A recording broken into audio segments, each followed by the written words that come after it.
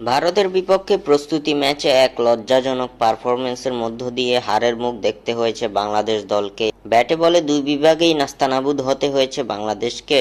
এমন হারের পর এবার আরও এক বড় দুঃসংবাদ বয়ে এলো টাইগার শিবিরে। বিশ্বকাপে নিজেদের যাত্রা শুরু করার আগেই ধাক্কা খেল বাংলাদেশ দল। ভারতের বিপক্ষের প্রস্তুতি ম্যাচে চোটে পড়ে মাঠ ছাড়েন টাইগার পেসার শরীফুল ইসলাম। বাংলাদেশের বোলিং ইনিংসের শেষ ওভার করতে আসেন শরীফুল। এ সময় হার্দিক পান্ডিয়ার মারা শট ঠেকাতে গিয়ে চরমভাবে আঘাত পান শরীফুল। সঙ্গে সঙ্গে ফিজিও এসে মাঠের বাইরে নিয়ে যাওয়া হয় তাকে। এরপর জানা গেছে শরীফুলের হাতে লেগেছে 6টি সেলাই, যার কারণে বিশ্বকাপে বাংলাদেশের প্রথম ম্যাচে শরীফুলকে পাওয়া নিয়ে তৈরি হয়েছে শঙ্কা। শরীফুলের চোটে সর্বশেষ অবস্থা জানিয়েছেন বাংলাদেশ দলের চিকিৎসক দেবাশিস চৌধুরী।